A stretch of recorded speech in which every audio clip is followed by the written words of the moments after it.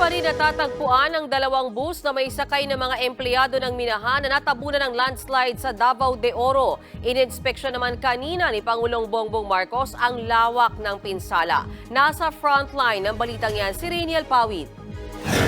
Makikita sa aerial video na ito ang malaking uka sa bundok na aabot ng 50 metro o sing taas ng higit 5 palapag na gusali. Ganyan kalawak ang lupang bumagsak kagabi sa barangay Masara sa Maco, Davao de Oro. Natabunan ng nasa 30 bahay at 2 bus na may sakay ng mga empleyado ng minahan. Ganito ang itsura ng barangay Masara bago ang landslide. Sa isang iglap, halos mabura na sa mapa ang komunidad. Ayon sa mga otoridad, ang walang tigil na pag-ulan sa Davao Region ang sanhi ng landslide. Nagkaroon pa raw ng mahihinang lindol sa Davao de Oro kaya mas lalong nayanig at lumambot ang lupa.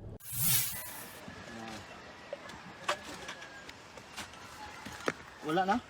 Hanggang kaninang hapon walang tigil sa paghahanap ng survivors ang rescue team. Sinuong nila ang mga sirasirang bahay sa pag-asang may mga nakaligtas pa. Natagpuan nila ang ilang sugatan at agad dinala sa pagamutan. Gumamit pa nga ng air ambulance ang mga sundalo para mas mabilis na maibiyahe sa ospital ang mga biktima. Ayon sa Army Rescue Unit, hindi bababa sa 7 ang patay, 13 ang nasagip, mahigit 30 ang sugatan at aabot sa 70 pa ang nawawala. Dahil sa lakas ng ulan kanina, pansamantalang itinigil ang rescue operations.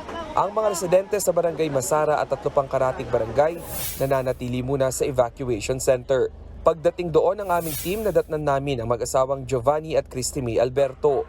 Nakatutok sila sa cellphone at panay ang pagme-message sa kanilang pamangkin na kasama sa mga natabunan. Umaasa silang buhay pa ang kanilang kaanak. Hindi kami mapakali kasi hindi pa namin na-confirm na kung saan ba siya ngayon or nakita na ba siya kasi hindi siya nagparamdam po sa amin kahit man chat lang or text lang po.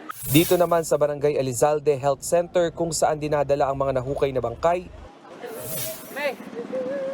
naabutan naming umiiyak si Annabel Canyo kasama ang kanyang mister sa mga natabunan ng malaking guho. Nay nagpahibalo sa mga dito sir nga kanang kuan ihang paryente. Nga mo na confirm na daw na diri Marigold iyang gidriban niya. Ang iyang ginasundukan ng mga trabahante sa Apex.